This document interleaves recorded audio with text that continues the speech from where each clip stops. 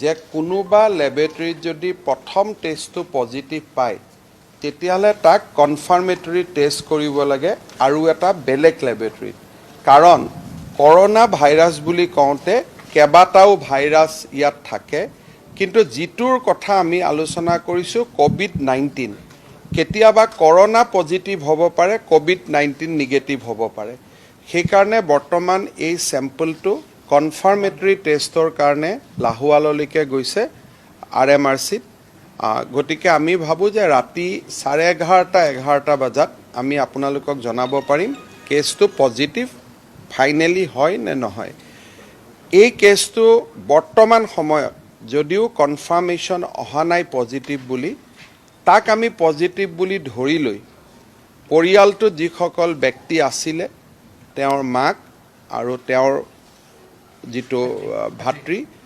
তিনিওজনকে আমি তিনি ভাগে আইচোলেশ্যনলৈকে লৈ আহিছোঁ যিটো এৰিয়াত এই ঘটনাটো হৈছে সেই এৰিয়াটো আমি নজৰত ৰাখিছোঁ কনফাইনমেণ্ট জোন কৰিবৰ কাৰণে আৰু এই মাতৃগৰাকীয়ে বাহিৰৰ পৰা আহোঁতে অসমত যিকেইটা কণ্টেক্টৰ লগত কথা পাতিছিল নিজৰ মামাকৰ লগত আমাৰ আশা কৰ্মী এগৰাকীৰ লগত এগৰাকী MPWৰ লগত যিমানখিনি আমি পাইছিলোঁ গোটেইখিনিক আমি বৰ্তমান কোৱাৰেণ্টাইন কৰি দিছোঁ স্যাৰ এটা সোশ্যাল মিডিয়াত সকলে কৈছে যে অসমত লকডাউন কৰিব চক লকডাউন শব্দটো শুনিব ভাল কিন্তু তাৰ হেভি কষ্ট আছে অসমৰ চাউল দালি অসমৰ খাদ্য সামগ্ৰী অসমৰ গোটেইবিলাক প্ৰয়োজনীয় সামগ্ৰী আমি অসমৰ বাহিৰৰ পৰা আনো মিডল ক্লাছ মানুহ হিচাপে আমাৰ কিছু জমা হৈ থাকিব পাৰে কিন্তু দুখীয়া মানুহ এজনতকৈ এদিন বা দুদিনতকৈ বেছি খোৱা বস্তু তেওঁলোকে ঘৰত নাৰাখে গতিকে আমি অহাকালি জনতা কাৰফিউ আছে পৰিৱেশৰ লগত খাপ খুৱাই আমি পৰিস্থিতিৰ লগত খাপ খুৱাই আমি সিদ্ধান্তবোৰ লৈ থাকিম মই অসমৰ ৰাইজক অনুৰোধ কৰিম যে এই গোটেই বেমাৰটো ইমান জটিল তাৰ সহজ সৰল উত্তৰ থকা হ'লে গোটেই পৃথিৱীতে বেমাৰটো নহ'লহেঁতেন সহজ আৰু সৰল উত্তৰ নাই আৰু অসমৰ দৰে ৰাজ্যৰ কাৰণে আৰু বেছি নাই কাৰণ মই ৰাতিপুৱাৰ পৰা পাইছোঁ লকডাউন কৰি দিয়ক আমি তাৰ মিনিং কি বুজাইছোঁ আজি যদি 7 দিনৰ কাৰণে লকডাউন কৰোঁ অসমৰ কিমান মানুহৰ ঘৰত 7 দিনৰ খোৱা বস্তু মজুত আছে মানুহটো খঙত ওলাই আহিব এটা সময়ত সেইকাৰণে চৰকাৰে ৰেছপন্সিভলি কাম কৰিব লাগিব আৰু আমি ৰাইজক জনাই যে অহাকালিৰ পৰা দুদিন দোকান বন্ধ থাকিব সেই এনাউন্সমেণ্টটো এটলিষ্ট দুদিন আগত হ'ব লাগিব গতিকে যি ধৰণৰ সিদ্ধান্ত লোৱাৰ প্ৰয়োজন আমি সিদ্ধান্ত ল'ম কিন্তু এই বেমাৰটো বা এই সংক্ৰমণটো আমি নিজেই ৰোধ কৰিব পাৰোঁ আমি যদি সেলফ কণ্টেইনমেণ্টত গুচি যাওঁ ৰাস্তাত নোলাওঁ ৰাস্তাত যদি থাকোঁ তেতিয়াহ'লে আমাৰ এই ৰাস্তাত নোলাই যদি ঘৰত আবদ্ধ হৈ থাকোঁ বেমাৰটো 75% কমি যাব কিন্তু এতিয়াও মই মেডিকেল কলেজত আহোঁতে বাহিৰৰ চাহ দোকানৰ সন্মুখত অতি কমেও দোকানখনক ঘেৰাও কৰি 50 জন মানুহ চাহকাপ আমি এভইড কৰিব পৰা বস্তু ভাতটো এভইড কৰিব নোৱাৰোঁ চাহকাপ আমি এভইড কৰিব পাৰোঁ সেইকাৰণে মই ভাবোঁ মই মিডিয়াক বিনম্ৰতাৰে সৈতে অনুৰোধ জনাম যে আপোনালোকে বহুত ভাল কৰি প্ৰচাৰ কৰক যাতে সেলফ কণ্টেইনমেণ্ট হোম কোৱাৰেণ্টাইন মানুহে যাতে লয় কালি প্ৰধানমন্ত্ৰী যিটো নাইট কাৰফিউৰ আহ্বান সেইটোৱে আমাক এটা অভ্যাস সৃষ্টি কৰিব আৰু সেই অভ্যাসটো অনাগত 6-7 দিন বিশেষকৈ অসমৰ প্ৰেক্ষাপটত 5 এপ্ৰিললৈকে আমি এই সতৰ্কতাটো অৱলম্বন কৰিব লাগিব প্ৰয়োজনীয় আমাৰ আজি অসম চেম্বাৰ্ছ অফ কমাৰ্চেও ক'লে যে 23 তাৰিখৰ কাৰণে তেওঁলোকেও কৈছে যে যিমান ব্যৱসায়িক প্ৰতিষ্ঠান আছে যি কাৰ্ফিউ আছে সেইখিনি তেওঁলোকে কৰক তেওঁলোকে কণ্টিনিউ কৰক আৰু কিন্তু এটা কথা হৈছে যে আমাৰ শ্বপিং মল আছে বিভিন্ন কোম্পানী আছে সেলছৰ মাৰ্কেটিঙৰ মানুহ তেওঁলোকে সদায় কৰিয়ে আছে তেওঁলোকে এতিয়াও টাৰ্গেট ফুলফিল কৰিয়ে আছে মই ভাবোঁ মই বৰ্তমান এটাই আহ্বান কৰিম যে অপ্ৰয়োজনীয় কাৰণত ঘৰৰ বাহিৰত ওলাই নাহিব কিন্তু যেতিয়া আপোনালোকে পাৰ সেক্টৰৰ নাম লয় তেতিয়া অলপ অসুবিধা হয় এই কাৰণে যে তেওঁলোকে কি ধৰণে কাম কৰি আছে কৰি নাই আমি নাজানো আৰু মই আৰু এটা কথা অনুৰোধ কৰিম যে প্লেন নোহোৱাকৈ যদি আমি বন্ধ আদি ঘোষণা কৰোঁ, বন্ধ খোলা দিনাখন দোকানত উবুৰি খাই মানুহ পৰি যাব। সেইকাৰণে চৰকাৰৰ কাম কৰিব দিলে আমি প্ৰণালীবদ্ধভাৱে কামবোৰ কৰি যাম। কিন্তু যদি প্ৰণালীবদ্ধভাৱে কাম নহয়, ধৰক কালি ৰাতি 9টালৈকে কাৰফিউ আছে, আজি আমি আহ্বান জনাইছোঁ যে 9টাৰ পিছতো নোলাব। যদি 9টা বজাত কাৰফিউ শেষ হোৱা বুলি, এইটো আন্দোলনৰ কাৰফিউ নহয়, যদি 9টা বজাত কাৰফিউ শেষ হোৱা বুলি 100জন মানুহ ৰাস্তাত ওলাই আহিলে যে এতিয়া কাৰফিউ শেষ হ'ল, গতিকে এতিয়া আমি অলপ চাওঁ, তাৰমানে উদ্দেশ্যটোৱে দিনটো নোহোৱা হৈ গ'ল। গতিকে আন্দোলনৰ কাৰফিউটো কি যে 6টাত খোলাৰ লগে লগে ঘড়ী চাই আছোঁ, 6টাত খুলি গ'ল, চব মানুহ ওলাই আহিলে, কোনোবাই স্কুটাৰ ল'লে, কোনোবাই গাড়ী ল'লে। গতিকে এই কনফাইনমেণ্টটো অভ্যাসৰ কাৰণেহে। অহাকালি যে আমি সান্ধ্য আইনত থাকিম নিজকে নিজে, এইটো চলাই ৰাখিব লাগিব, তাৰ কাৰণেহে কনফাইনমেণ্ট। সেইকাৰণে মই ভাবোঁ যে আমি পদ্ধতিগতভাৱে চলাই যাম। কিন্তু মোৰ এটা অনুৰোধ, সংবাদ মাধ্যমৰ কেমেৰা আৰু আপোনালোকলৈকে মোৰ খুব ভয় লাগি আছে। আজি মই ডিব্ৰুগড়তো যিটো দেখিলোঁ, যোৰহাটতো যি দেখিলোঁ, চব কেমেৰাই নিজৰ গাত নিজে হৈ লয়। এতিয়াও 1 মিটাৰ দূৰত যোৱা পদ্ধতিটো আপোনালোকে কৰা নাই। আপোনালোকে ৰাইজৰ হৈ কৈ আছে, কিন্তু নিজৰ কাৰণে আপোনালোকে একো চিন্তা কৰা নাই। মোৰ আপোনালোকলৈকে অনুৰোধ, আপোনালোকেও নিজৰ কাৰণে চিন্তা কৰক। আজি যোৰহাটলৈ গৈছিলে, আপুনি নিজকে এটা সেলফ কোৱাৰেণ্টাইন কৰিব নেকি? যেহেতু এটা মই কিয় কৰিম, এনেকুৱা কথা নক'ব। সেলফ কোৱাৰেণ্টাইন যিটো কেছ হৈছে এইটো 50 কিলোমিটাৰ দূৰত। এনেকুৱা ধৰণৰ নজনাকৈ যদি আপোনালোকে কথা কৈ দিয়ে, সমাজখনত পেনিক হৈ যাব।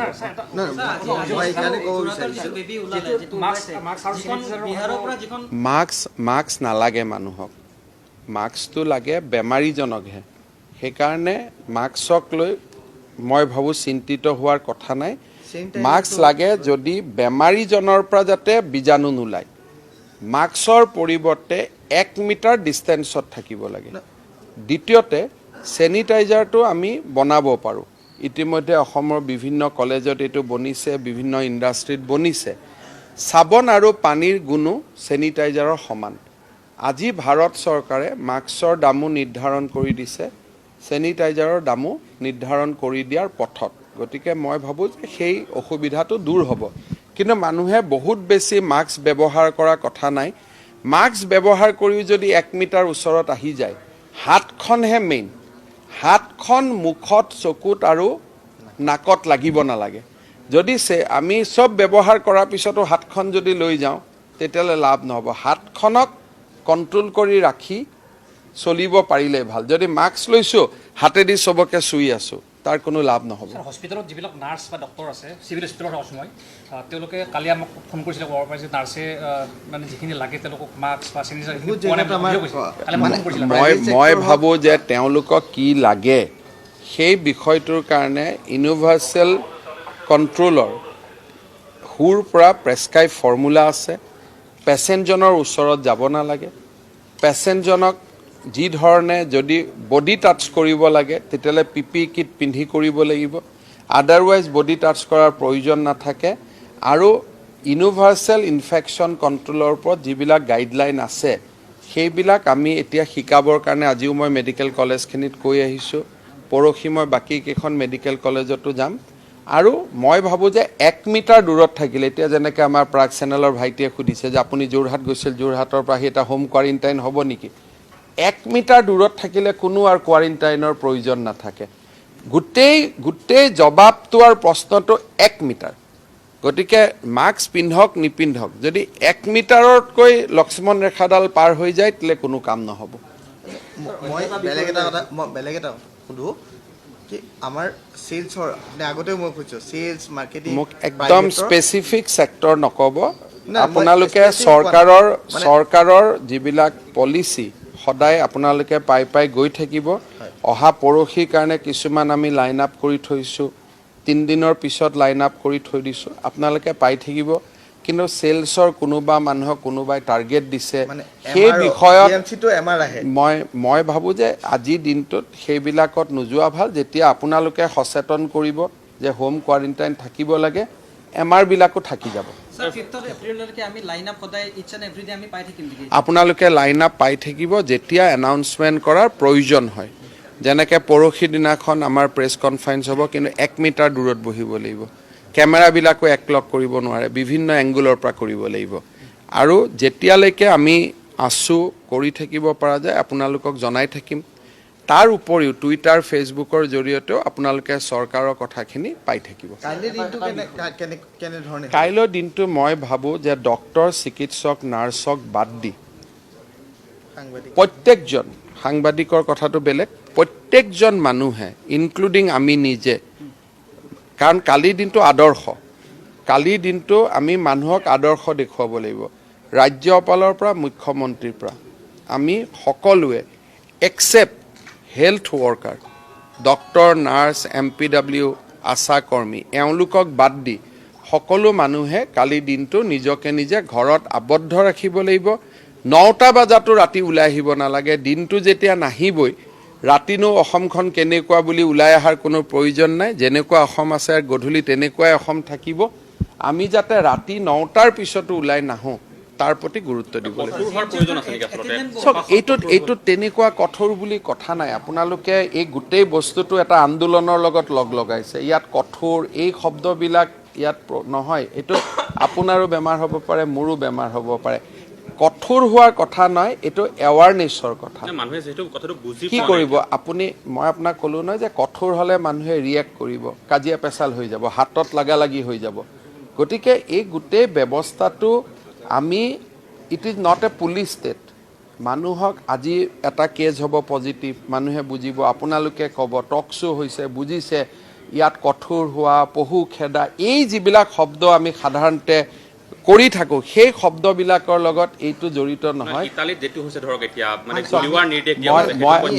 তেনেকুৱা ধৰণৰ অদ্ভুত কথা আপোনাক মই ৰিকুৱেষ্ট কৰিছোঁ, এনেকুৱা ধৰণৰ কথা নক'ব। গুলিওৱা তিলোৱা কথা এইবিলাক নক'ব।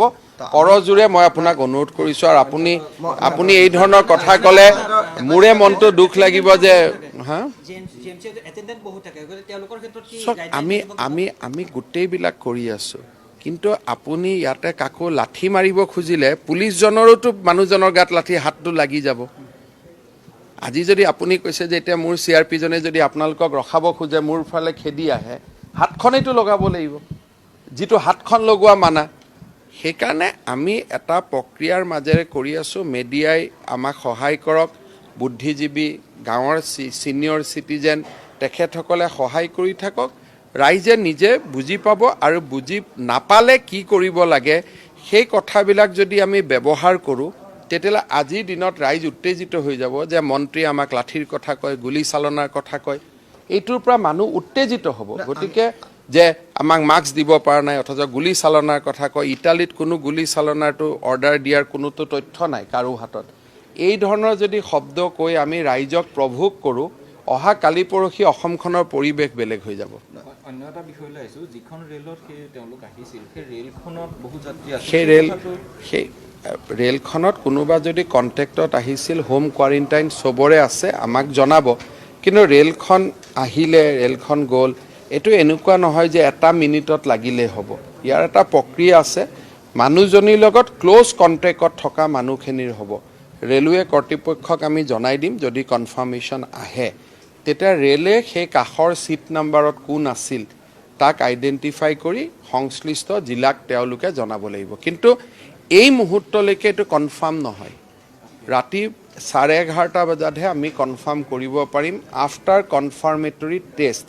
গতিকে অসমত পজিটিভ ওলাল বুলি কোৱাৰ এতিয়াই সময় হোৱা নাই।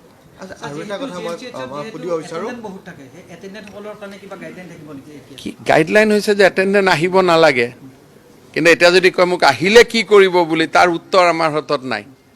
কাৰণ কোনে হাতখন লগাব? মই যদি পুলিচজনক কওঁ যে হাতখন লগাই পঠাই দিয়ক, সেইটোতো গণ্ডগোলে হ'ব। সেইকাৰণে ঘটনাটো হ'ল যে এইবিলাক শব্দবিলাকে হৈছে ছেল্ফ কণ্টেইনমেণ্ট, নিজকে নিজে সংযমী কৰা। গতিকে এটেণ্ডেণ্টসকলেও বুজি পাব। আমি অনুৰোধ কৰিম, পোষ্টাৰ লগাম যে এটেণ্ডেণ্ট নাহিব, কিন্তু আপোনালোকে যদি মোক সোধে আহিলে কি কৰিম, তেনেকুৱা উত্তৰটো দিয়া অসুবিধা হৈ যাব আজিৰ দিনটোত। মই বেলেগ এটা এতিয়া চেণ্ট্ৰেল জেইলৰ কথা সকলোবিলাক আপোনালোকে জেইলত এই ৰাজনীতিলৈকে লৈ নাযাব, নাই। আৰু যিজন মানুহৰ নামেদি আৰম্ভ কৰিছে, তেওঁ যিহেতু ডক্তৰ, চিকিৎসক, আৰু বিশেষজ্ঞ নহয় হয়। গতিকে কৰোনাৰ আলোচনাত এনেকুৱা নাম নানাই তেওঁ ভাল কৈছে যে কোনো মই ধৰণৰ বিনম্ৰতাৰে সৈতে অনুৰোধ সচিবালয়ৰ কৰিছোঁ অসমৰ মানুহে স্যাৰ বিচাৰিছে যে তেওঁলোক ঘৰত থাকিব বিচাৰিছে যদি স্যাৰ এনেকুৱা দিনটো বাঢ়ি যায় এসপ্তাহ 10 দিন থাকি যায় তেতিয়াহ'লে অত্যাৱশ্যকীয় সামগ্ৰীৰ নাটনি হ'ব বা খাদ্য সামগ্ৰীৰ নাটনি হ'ব তেতিয়াহ'লে চৰকাৰৰ ফালৰ পৰা কিবা ব্যৱস্থা কৰিব নেকি কেনেকৈ ব্যৱস্থা কৰিব সেইটো কাৰণেতো কোনোবা ড্ৰাইভাৰ হেণ্ডিমেনে ট্ৰাকখন লৈ আহিব লাগিব চৰকাৰ মানে এখন নেদেখা হাতটো নহয় যদি ট্ৰাকেদি কোনোবা বস্তু লৈ আহিব লাগে তাততো ড্ৰাইভাৰ হেণ্ডিমেন এজনে লৈ আহিব লাগিব আৰু মই ভাবোঁ যে অত্যাৱশ্যকীয় সামগ্ৰী আহি আছে কোনো নাটনি হোৱা নাই আৰু চৰকাৰে নাটনি হ'ব নিদিয়ে আচ্ছা চৰকাৰী যিখিনি অফিচ আছে যেনেকৈ দ্বিতীয় অফিচ তাতো বহুতখিনি আছে যে অনলাইন হোৱা নাই এতিয়াও মানুহ দ্বিতীয় অফিচত আছে এবাৰ খালি এতিয়া যদি মই কৈ মই দিয়ে, ভাবোঁ যেনে- যে কৈ দিয়ে যে যেনে- অলৰেডি online হ'ব, নহ'লে নাযাব। বায়'মেট্ৰিক বন্ধ আছে হয়। বাৰে বাৰে আমি ৰাইজক কৈছোঁ যে অনাৱশ্যক নহ'লে আৱশ্যক নহ'লে আৰু অতি আৱশ্যক নহ'লে আপোনালোক ঘৰৰ পৰা নোলাব অন্ততঃ 5 এপ্ৰিললৈকে আৰু সেই এপিলটো প্ৰধানমন্ত্ৰীয়ে নিজেই কৰিছে তাৰপিছত মইতো একেবাৰে এটা সৰু মানুহ নহয়, মানে এসপ্তাহ দিয়ে আমাৰ যোনটো পলিউশ্যন চাৰ্টিফিকেট এতিয়া মই ভাবোঁ পলিউশ্যন LTC এইবিলাক কথাৰ কৰোনাৰ সন্মুখত মূল্যবিহীন হৈ পৰিছে গতিকে কোনোবাই যদি আজিৰ দিনত পলিউশ্যনৰ চাৰ্টিফিকেটৰ কথা চিন্তা কৰিছে ড্ৰাইভিং লাইচেন্সৰ কথা চিন্তা কৰিছে তেওঁলোকক মই বিনম্ৰতাৰে ক'ম যে আপোনালোক এতিয়া ৰিয়েলিটিৰ লগত আহি যাওক এতিয়া সেই কথাবোৰ আৰু আলোচনাৰ সময় নাই আৰু সেই আলোচনাবোৰ কৰাও অনুচিত যেতিয়া অসমবাসী চাই আছে লাইভ চাই আছে মই আপোনাক সুধিছোঁ যে আপুনি কোনে কোনে অসমবাসীক আহ্বান কিবা জনাব নেকি লাষ্ট নহয় মোৰ আহ্বান এইটোৱে যে আমি অসমখনত এটা পৰ্যায়ত আছোঁ যে বিশেষকৈ 5 তাৰিখলৈকে আমাৰ বাবে সাংঘাতিক পৰীক্ষাৰ সময় ৰাইজক মই অনুৰোধ কৰিম যে 1 মিটাৰ দূৰত থাকক ঘৰত যদি দেউতা মা একেলগে আছে দেউতা আৰু মাৰ মাজতো 1 মিটাৰ দূৰত্ব ৰাখক দুইজন ভায়েক যদি আমি একেলগে বহিছোঁ 1 মিটাৰ দূৰত্ব ৰাখক হাতখন চাবোন আৰু পানীৰে ধুই থাকক এইখিনি যদি সাৱধানতা অৱলম্বন কৰিব পাৰোঁ 75% এই বেমাৰৰ জোৰ বা এই বেমাৰ কমি আহিব সচিবালয়ত 50% যিটো কথা কৈছিলে কৰ্মচাৰী মৌখিকভাৱে কৈছিলে 50% আহিব 50% নাহিব সেইটো লিখিতভাৱে জনোৱা হোৱা নাই কেতিয়াবা এইটোতো মই কৈ দিয়া মানে হৈ গ'ল কোনোবাই যদি ইয়াৰ পিছত লিখিত বুলি ভাবে এই পেণ্ডেমিকৰ সময়ত তেতিয়া তেওঁলোকক মই অনুৰোধ জনাম যে আজিৰ সময়ত লিখিত চাইন মাৰিবও মানুহ নহ'ব অৰ্ডাৰ ওলোৱাটো ওলাইছে কিন্তু আজিৰ দিনত অসম চৰকাৰৰ হৈ স্বাস্থ্যমন্ত্ৰী হিচাপে আণ্ডাৰ এপিডেমিক এক্ট মই বা মোৰ প্ৰিন্সিপাল ছেক্ৰেটাৰী বা আমাৰ মিনিষ্টাৰ অফ ষ্টেটে মুখেদি যিটোৱে ক'ব সেইটোৱে আইন বুলি ধৰি ল'ব লাগে আণ্ডাৰ দ্য এপিডেমিক এক্ট এতিয়া কোনোবাই অৰ্ডাৰ ওলাবৰ কাৰণে অফিচত যাব কাগজ ল'ব সেই সময়টো নাই আজি যদি কিবা এটা মোৰ এই মুহূৰ্তত যোৰহাটৰ কেছটো পজিটিভ হয় এই মুহূৰ্ততে সেই এৰিয়াটো কনফাইন কৰিব লাগিব এতিয়া যদি মোক যোৰহাটৰ ডিচিয়ে কয় যে ছাৰ লিখিত অৰ্ডাৰ দিয়ক সেইটো নহ'ব কাৰণ WHOৰ প্ৰট'কলতে আছে যে পজিটিভ কেছ পোৱাৰ লগে লগে কনফাইনমেণ্ট কৰিব লাগিব আজিৰ দিনত কোনোবাই যদি কয় ছাৰ অৰ্ডাৰ অহা নাই মই অৰ্ডাৰৰ কাৰণে ৰখি আছোঁ আকৌ চিফ ছেক্ৰেটাৰী ঘৰৰ পৰা ৰাতি আহিব তেওঁ এখন অৰ্ডাৰ চহী কৰিব এতিয়া সেইটো পৰিৱেশ নহয় যোনে এইবিলাক প্ৰশ্ন কৰে যে চৰকাৰৰ অৰ্ডাৰ পোৱা নাই কাৰণে আমি 50% ৰোটেশ্যন কৰা নাই তেনেকুৱা অফিচাৰসকলক মই বিনম্ৰতাৰে সৈতে কৈছোঁ যে এই ধৰণৰ প্ৰশ্ন এতিয়া কৰাৰ সময় নহয় ৰাষ্ট্ৰীয় দুৰ্যোগৰ সময় ৰাজ্যিক দুৰ্যোগৰ সময় চৰকাৰৰ হৈ যেতিয়া প্ৰেছ কনফাৰেন্স কৰি 1 2 3 4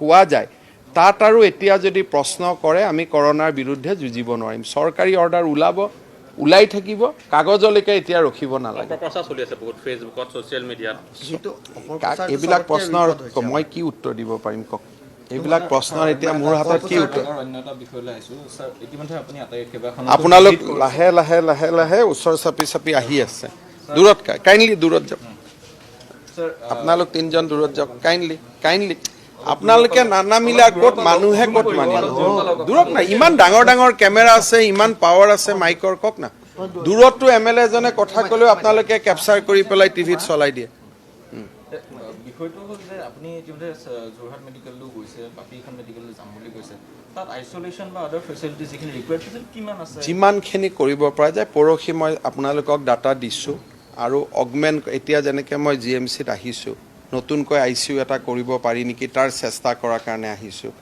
গতিকে বহুত বেছি ব্যৱস্থা নাই যদি ইটালীৰ দৰে হয় তেতিয়াহ'লে আমি ডক্টৰসকলৰ হাতত এনেকুৱা নাই। আমাৰ অসমত ICU আছে 60টা এই কামটোৰ কাৰণে। 70জন মানুহ হ'লে 10জন ৰিফিউজ কৰিব লাগিব। সেইকাৰণে আমি কৈ আছোঁ যে যদি ছ'চিয়েল ডিষ্টেঞ্চ মেইনটেইন কৰে, আমি দূৰত্বত থাকোঁ, হেণ্ড ৱাছ কৰোঁ, ঘৰৰ পৰা প্ৰয়োজন নহ'লে নোলাওঁ, তেতিয়াহ'লে আমি হস্পিটেললৈকে চিন্তা নকৰিলেও হ'ব। কিন্তু বহুত সুবিধা নাই। কাৰণ এনেও নৰ্মেল পেচেণ্ট আহিলেও মেডিকেলৰ প্ৰিন্সিপালক সুধিলে তেওঁ ICU নাই বুলিয়ে কয়। এনি টাইম ICU ভৰা থাকে। গতিকে কৰোণাৰে যে ICU বিচাৰিব এনেকুৱা নহয়। ইয়াৰ মাজতো মানুহৰ হাৰ্ট এটেক হ'ব, আন এক্সিডেণ্ট হ'ব। সেইকাৰণে আমি হস্পিটেললৈকে নাহাকৈ কেনেকৈ এই বেমাৰটোক ৰখাব পাৰোঁ তাৰ চিন্তা কৰিব লাগিব। ব্যক্তিগত চিকিৎসালয়ত ব্যৱস্থা কৰা হ'ব নেকি? কৰিব পাৰে। ব্যক্তিগত চিকিৎসালয়ত আইচলেশ্যন ইউনিট কৰি তেওঁলোকে যদি পেচেণ্ট ৰাখে, ইয়াত আপত্তি কৰিবলগীয়া মানে আপোনালোকে এপিল কৰিব নেকি যে তেওঁলোকক এপিল যিটো কৰিব লাগে, প্ৰধানমন্ত্ৰী ডাঙৰীয়াই দিনে ৰাতিয়ে সকলোকে এপিল কৰিয়ে আছে যে কাৰোবাৰ যদি বনোৱা ঘৰ এটা আছে, প্ৰয়োজন সাপেক্ষে এই ফ্লেটটো আমি ল'ব লাগিব। কাৰোবাৰ যদি বনোৱা হোটেল এখন আছে, তাতো প্ৰয়োজন হ'লে সোমাব লাগিব। কিন্তু সেই পৰিৱেশবোৰ আলোচনা কৰাৰ সময় এতিয়া অহা নাই। কিন্তু আমাৰ চেইনটো ব্ৰেক কৰিব লাগিব মানে এতিয়া আপোনালোকে যি ধৰণে কৈ আছে চেইন সেইটো নহয়। সাৱধানতা ডিষ্টেঞ্চ কৰক, কাৰণ অহা কালি পৰহিও চাউল আহিবই লাগিব। চাউলৰ গাড়ীৰ লগত ড্ৰাইভাৰ হেণ্ডিমেন আহিবই লাগিব। চাউল ল'বৰ কাৰণে গেলামাল দোকানত আমি যাবই লাগিব। ঔষধ ল'বৰ কাৰণে ফাৰ্মাচীত যাবই লাগিব।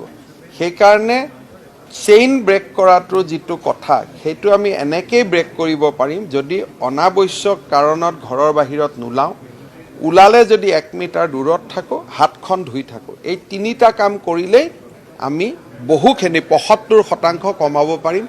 বাকী 25% ডক্টৰসকলে চিকিৎসা কৰিব।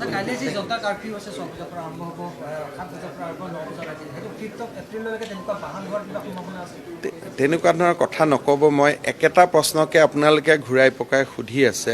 5 এপ্ৰিললৈকে কৰিলে মানুহে খাব ক'ত? কৰোণাৰ ভয়ত মানুহেতো ভাত নোখোৱাকৈ থাকিব নোৱাৰে।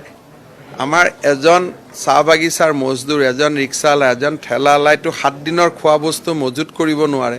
গতিকে মই ভাবোঁ যে আপোনালোকে এনেকুৱা ধৰণৰ প্ৰশ্ন কৰি থাকিলে লাহে লাহে যুদ্ধখন জিকাত কৰিও বস্তুটোবিলাক বেলেগ ফালে টাৰ্ণ লৈ ল'ব।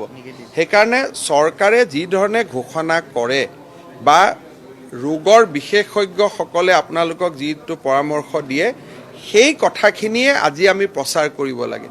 নিজৰ মনত নন টেকনিকেল মানুহ হিচাপে বহুত কথা আহিব। লকডাউন কৰি দিয়ক, 15 দিন বন্ধ কৰি দিয়ক, 1 মাহ বন্ধ কৰি দিয়ক।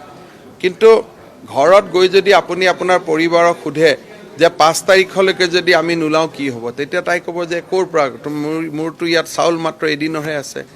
গতিকে আৰ্থ সামাজিক পৰিৱেশটো চাই চৰকাৰে জনসাধাৰণৰ কল্যাণৰ কাৰণে সিদ্ধান্তবোৰ লৈ থাকিব। ৰোগৰ বিশেষজ্ঞসকলে আপোনালোকৰ টকশ্বুত আহি ভাল ভাল পৰামৰ্শ দিব। এই সময়ছোৱাটো হৈছে বিশেষজ্ঞৰ কথা শুনা, চিকিৎসকৰ কথা শুনা আৰু বিশেষজ্ঞ আৰু চৰকাৰৰ কথা শুনি চৰকাৰে যিবিলাক নিৰ্দেশ দিয়ে তাক আখৰে আখৰে পালন কৰা। স্যাৰ, এটা প্ৰশ্ন আছে। স্যাৰ, ইতিমধ্যে আপোনালোকে জিলা প্ৰশাসন প্ৰতিখন জিলাৰ লগত কথা পাতিছে, কিন্তু এনেকুৱা এটা প্ৰচেছ আপোনালোকে কৰিছে বুলি আমি জানিছোঁ ভিতৰতে যে আপোনালোকে প্ৰতিখন গাঁওবুঢ়াক এলাৰ্ট কৰা হৈছে যে কোনোবা বাহিৰত থকা ল'ৰা সোমাইছে নেকি। গাঁওবুঢ়া, আশাকৰ্মী, VDP এই গোটেইসকলক আমি দায়িত্ব দিছোঁ। যেনেকৈ আজি আমি যিটো পেচেণ্ট পালোঁ, ভগৱানে নকৰক পজিটিভ হওক বুলি, সেই পেচেণ্টটো আমাৰ আশাকৰ্মীয়ে বিচাৰি উলিওৱা। আমাৰ আশাকৰ্মীসকলক আমি নিৰ্দেশ দিছোঁ যে অসমৰ বাহিৰৰ পৰা যিসকল মানুহ এতিয়া ঘূৰি আহিছে তেওঁলোকক নজৰত ৰাখিবৰ কাৰণে, কাৰোবাৰ জ্বৰ কাহ হ'লেই লগে লগে আমাক খবৰ দিবৰ কাৰণে। আৰু মই অত্যন্ত কৃতজ্ঞ যে আশা বাইদেউসকলে খুব ভাল কাম কৰি আছে। আজিৰ এই পেচেণ্টটোকে মাত্ৰ পৰহি দিনাখন তেওঁলোক আহি সোমাইছিল আৰু 2 দিনৰ ভিতৰতে যদি পজিটিভ হওক নিগেটিভ হওক বেলেগ কথা, এই যে চিনাক্তকৰণ কৰিলে হস্পিটেললৈকে আজি আমি আনিব পাৰিলোঁ, এই গোটেই কামখিনি আমাৰ আশা বাইদেউসকলৰ চিনচিয়াৰিটিৰ কাৰণে এই কামখিনি সম্ভৱ হৈছে। Thank you.